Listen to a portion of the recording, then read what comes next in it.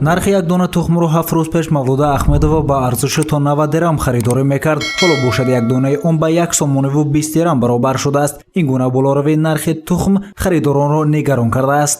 ҳеҷ ҷо корам намекунам, хонашин қимат арзон шуд. як ҳафта кек харид биём дата амин омда буром меерам. хаяку маҷбур чом кунем? арзон шуд навзде. дар бозори марказии панҷшанбе бештар тухмҳои фабрикаи пахтакор Воҳидов Палос ба фурӯш гузошта шудааст. нархи 30 дона яъне як қутии тухми ҳаҷма майда аз 24 то 26 сомонӣ арзиш дорад. аммо 30 дона тухмҳои ҳаҷман калон 34-36 сомонӣ мебошад.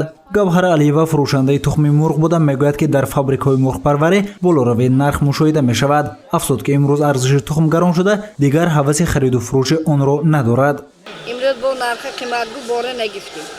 айн қимат яку бистам изофатар будааст, ани ҳамин дӯстон нагифтем. яку 30 мешуд, наметавонам фурӯхта беям. илоҷ надорем дигар. Абдуғани Почоев раиси ташкилоти ҷамъиятии соҳибкорони бозори марказии панҷшанбе зимни суҳбат гумон дошт ки сабаби болоравии нархи тухм аз баландшавии қурби асъори хориҷа ва пайдо шудани беморӣ дар мурғ аст. лекин ӯ таъкид намуд ки шояд ин шунидаҳояш ҳама овозаҳои беасосанд.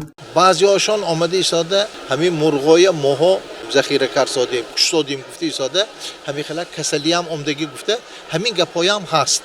манба торик локин ҳамин гап мобайни фурӯшандаҳонда ҳаст. ба гуфти раиси ташкилоти ҷамъиятии соҳибкорони бозори марказии панҷшанбе бо кам шудани саршумори мурғ ва кам ворид шудани ин намуди маҳсулот нарх низ боло меравад. аммо аз сарёсати кишоварзии вилоят иттилоъ доданд ки соли ҷорӣ сесоли гӯшт ва тухми мурғ афзуда ягон намуди беморӣ ба қайд гирифта нашудааст. бино ба маълумоти ин ниҳод гӯё мурғҳои пирро мурғпарварон кушта ба захираҳои зимистона тайёрӣ мебинанд. корхонаҳои паррандапарварӣ ба ман ба тариқи телефон саволҳои ман ҷавоб доданд ки аз сабабе ки мурғҳо пир шудааст барои гӯшт спурдӣ шуданд ва дар оянда барои ҷои ин мурғҳо бо чӯҷаҳои хушзод гирифта парвариш карда дар оянда бо барои таъмин намудани амтозиқаворӣ тухм истеҳсол менамояд. ягон намуд ҳозир ба бемор қайд карда нашудааст. 10 моҳи соли равон дар вилояти Суғ зиёда аз 487 миллион тухми мурғ истеҳсол шудааст ки нисбат ба ҳамин давраи соли ҷорӣ 160 миллион дона зиёд мебошад. ҳамчунин саршумори парранда то 10 моҳаи соли равон 1 миллион 400 дона зиёд шуда нишон диҳанда ба 5 миллион адад расидааст. имрӯз дар вилоят зиёда аз 130 корхонаҳои паррандапарварӣ фаъолият мекунад. аз инҳо 30 корхона танҳо барои истеҳсоли гӯшти парранда машғул мебошанд. барои боло нарафтани нарху наво корбарӣ аз тарафи мутахассисон рафт истодааст. ҳар ҳафта хеле ки ба ҳамагон маълум аст дар назди театри камолии хуҷандӣ дар шаҳрҳои саноатӣ ярмарка маҳсулоти кишоварзӣ гузаронида шудааст. дар ин ярмарка масалан як дона нархи тухм аз 60 дирам то 84 дирам ба мардум пешкаш кардааст.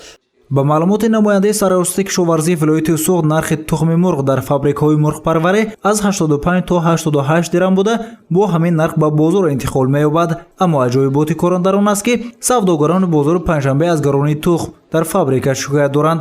нафари дигар раиси ташкилоти ҷамъиятии соҳибкорони бозори марказии панҷшанбе гуфт ки савдогарон ба болои ҳар як тухм 2-4 дирам зам мекунанду ба фурӯш мегузоранд. пас чаро нархи тухм гарон аст? савдогарон нархро боло мебаранд ё фабрикаи мурғпарварӣ? ба ҳар бобат аз ҳамаи ин ҳолат як нафари дигар ки номаш харидор аст зарар мебинад.